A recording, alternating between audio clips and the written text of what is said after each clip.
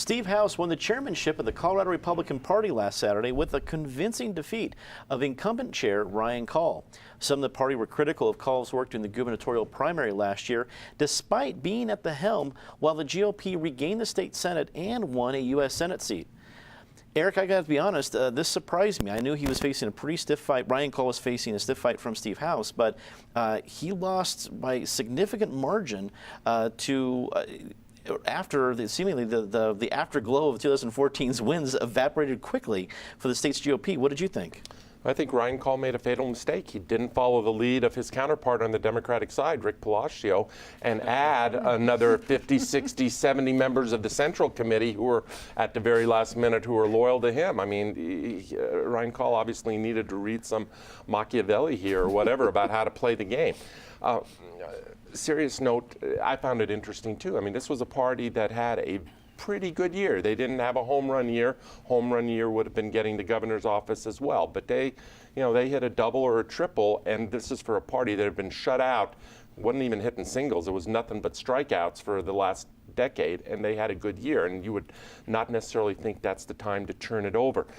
There are really two Republican parties out there. There's the Republican Party of Cory Gardner, and Cory Gardner invested a lot in this fight. He was making lots of phone calls on behalf of Ryan Call. And Cory Gardner, in his campaign last fall, really rescued the Republican Party from increasing irrelevance in this state if they had not won that Senate seat in the best year they're ever going to see.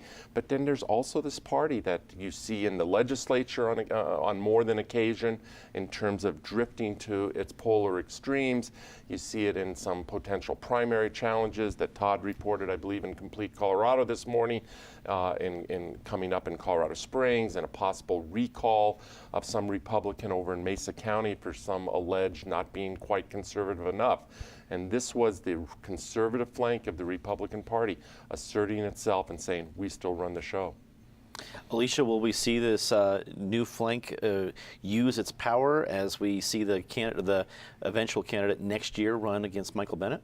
Well, I think they'll use it in some internecine warfare kind of ways. But, you know, when you think about the changes in campaign finance laws, the parties really don't have the same kind of power that they used to have. The 527s, even the C3s and the C4s really control the money and the message. And while this may have some local effects, who are we going to nominate for this particular open seat, I don't think it's really going to change the people who are on the ballot, or who succeed at the ballot, I should say. Patty, if you're Michael Bennet or Rick Palacio in the Democratic camp, are you happy about what happened on Saturday? Oh, in some ways you have to be celebrating a little bit because it's just got to be fun to watch the institution on the other side take such a beating.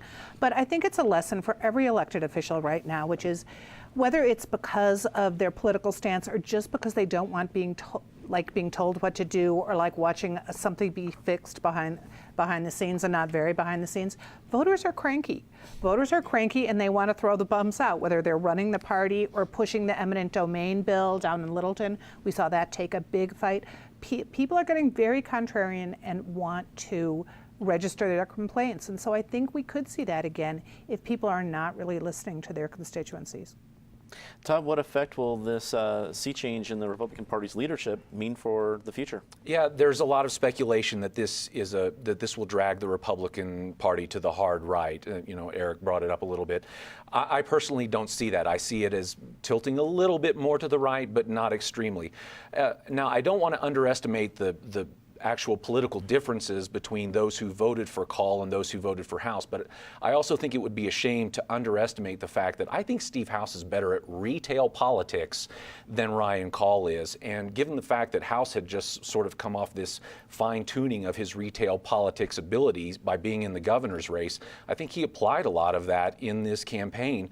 And quite frankly, he's just got a lot more of that chutzpah when he shakes your hand. And Ryan's just sort of more of the easygoing, kind of of, if you can use the word, bureaucrat. And so I think at the end of the day, Steve sort of won with personality, but that's not to say that there weren't political undertones to this. Ultimately, you know, if a Michael Bennett or whomever celebrates, it won't be for long. Things will probably get back to normal with a slight more rightward tilt to some of the decisions that come out of the main party.